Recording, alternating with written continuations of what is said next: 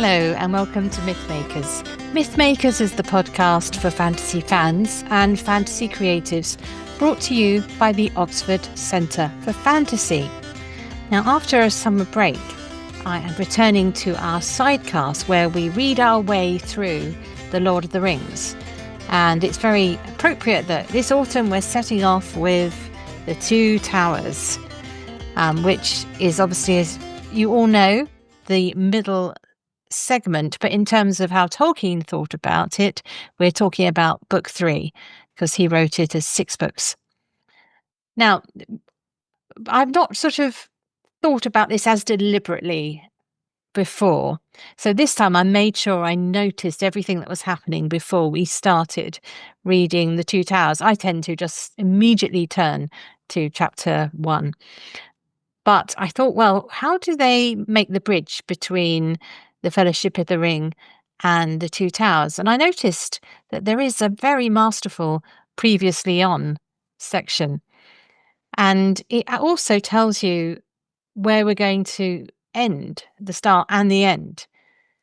And so it says this, now tells how each of the members of the Fellowship of the Ring fared after the breaking of their fellowship, with the coming of the great darkness and the outbreak of the War of the Ring. So that says better than I can the land in which the Two Towers occupies. So chapter 1 is the departure of Boromir. Now let's think about that first. The choice that Tolkien made here is to hold back on the main members of the quest, who are, of course, Frodo and Sam, and decided to go with the others. That is a good lesson on suspense. If we went straight to Frodo, I think the effect would be we would find all these stories being much less important. Film versions of this interlace, they chop it up so you see the stories happening concurrently. This version of it is Tolkien tells it in chunks, as you no doubt know. Anyway, so this particular chapter is notable for being incredibly short. Thinking back to the Fellowship of the Ring, we sat through enormously long chapters, like the Council of Elrond, for example. This one is only 7 pages. And stylistically, it's also quite different. It's in 3 very brief sections. The first is Aragorn searching for Frodo, which intersects with the Orc attack. Then we have the middle section, which is the death of Boromir and the funeral rites. And then the third part of it is the decision about what to do next. They all are hot on the heels of each other. As I said, this is a very, very quick chapter. And really what this chapter is about is the movement within Aragorn's psyche, his decision-making process, where he goes from hesitation to resolve. In fitting with the fact that it's only 7 pages long, it also stylistically is snappier. There's lots of dialogue, and there's lots of let's get on with it, and there's lots of short sentences. So when you're thinking about starting a new book, it's obviously quite good to up the pace a bit. It might be a Victorian thing to feel like you've got a whole canvas in which you can do a long sort of Dickensian introduction to a theme. Here we're right into the action. We're into a battle and we're into Aragorn running. Very action-packed. But notice the short sentences. Aragorn sped up the hill. He stiffened. That's a 2-word sentence. Aragorn hesitated. Another 2-word sentence. There is a kind of interlacing happening here, which I can't help but see now in film terms because of having watched the films. But you've got Boromir, his presence is made felt by the horn, which Aragorn hears when he's standing up on the top of the hill at the place which was visited by Frodo at the end of the Fellowship of the Ring. Then there's another connection here which you probably, you could miss quite easily, which is to the eagle. he sees a bird flying in the sky. We don't know yet who is sending the eagles. There's actually suggestion later on that it could be Saruman is spying on them. It's one of those misdirects which is disguising the fact that Gandalf later says that he had word brought of them by the eagle. One thing which I've always puzzled about here, which is that Aragorn is oddly negligent.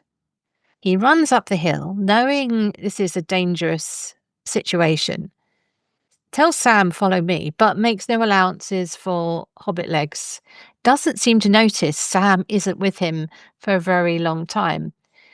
It could be that he's just not a very good leader at this point, but I was thinking that this feels to me as though Tolkien is imagining the panic coming out of this crisis point.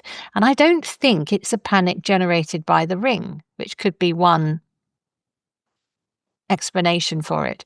It seems to me it's one of those fortuitous accidents that the presiding fate of this world needs to have them scatter at this point because they all got vital roles to play.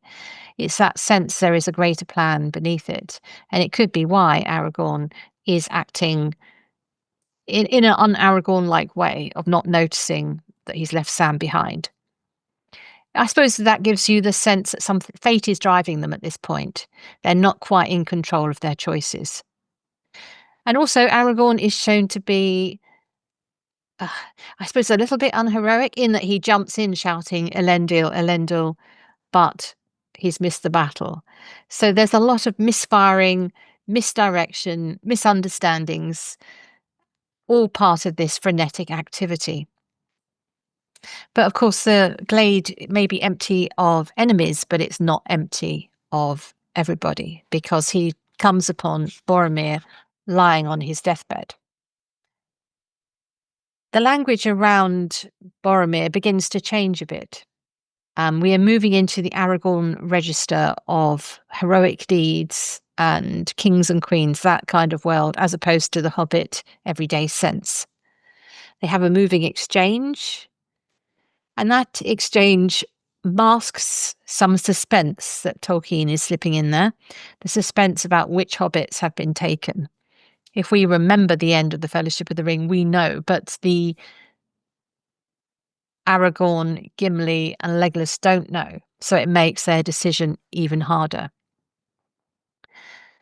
After Boromir is allowed his sort of grandeur of passing, in that he makes his confession, he sort of puts things as right as he can at that point, so he ends up as a hero rather than a villain. Aragorn is given a brief soliloquy. It does feel like something from a stage convention where he's lamenting the fault that he has committed by making mistakes. I suppose here we are reminded of the sort of heraldic speeches of the sort of Arthurian knights, those kind of things.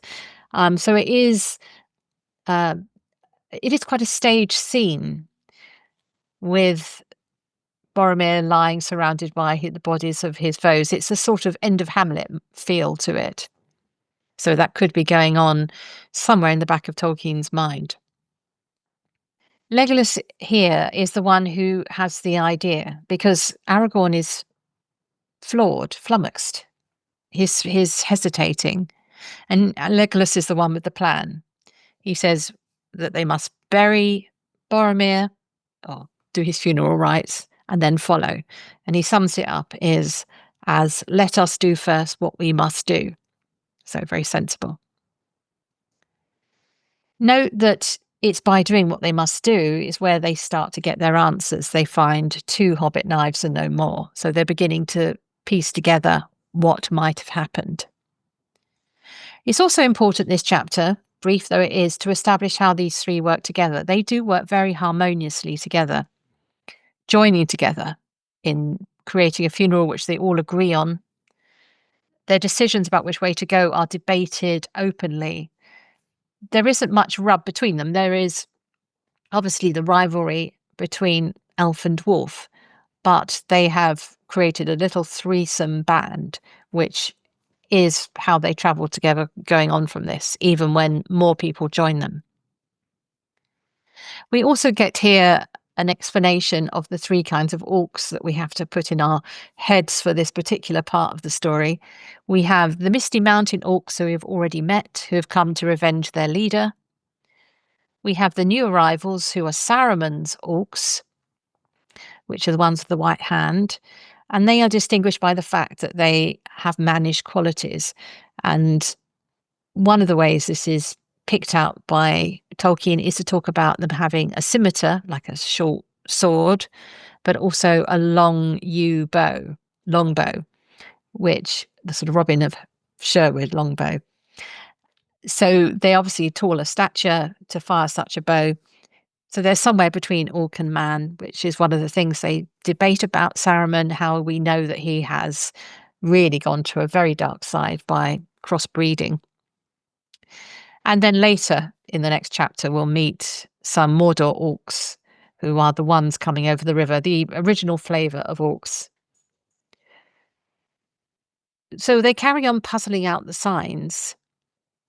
And it is actually a shock to find that Saruman has orcs when you think about it. He was the leader of the White Council. He was Saruman the White.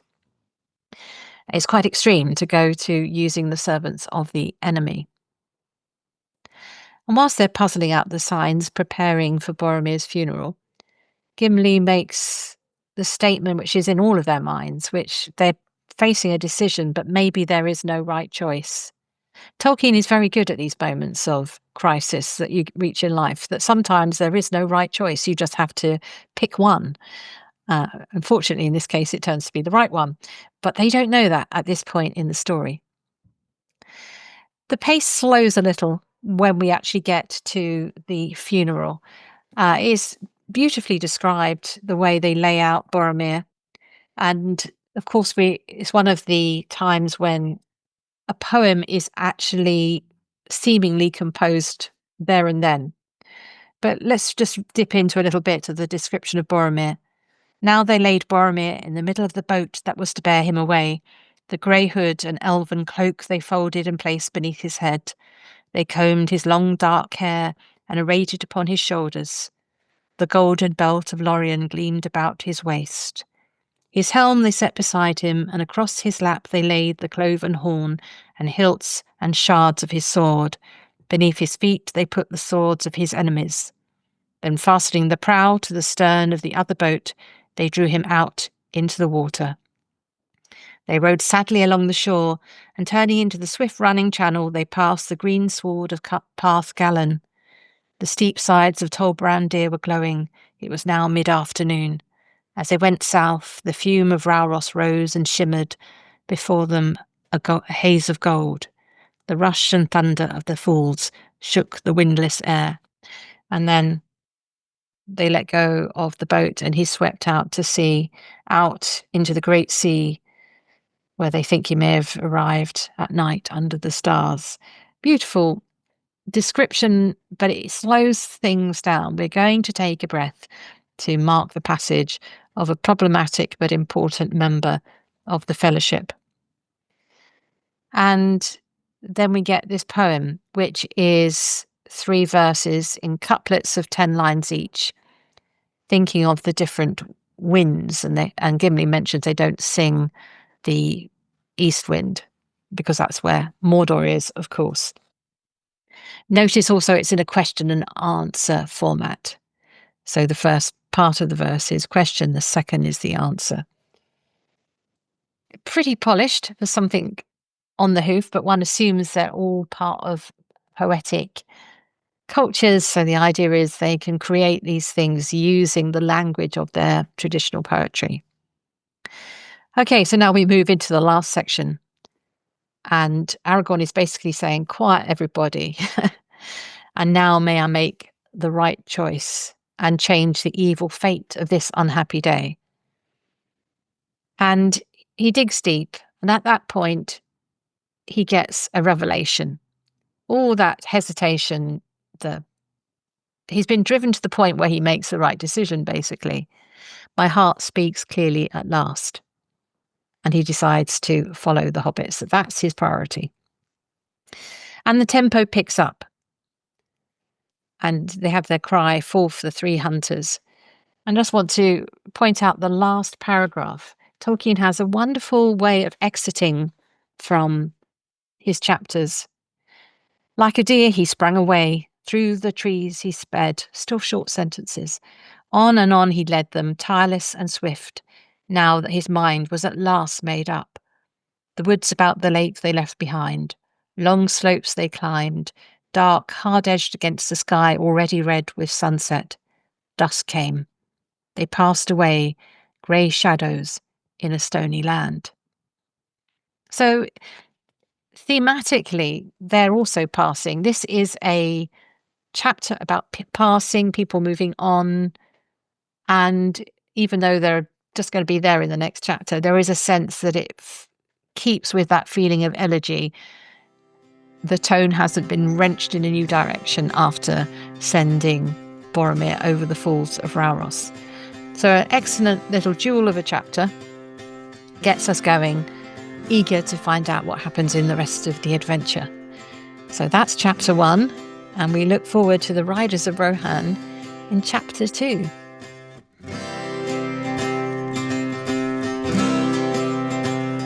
Thanks for listening to Mythmakers Podcast, brought to you by the Oxford Centre for Fantasy. Visit oxfordcenterforfantasy.org to join in the fun. Find out about our online courses, in-person stays in Oxford, plus visit our shop for great gifts. Tell a friend and subscribe wherever you find your favourite podcasts worldwide.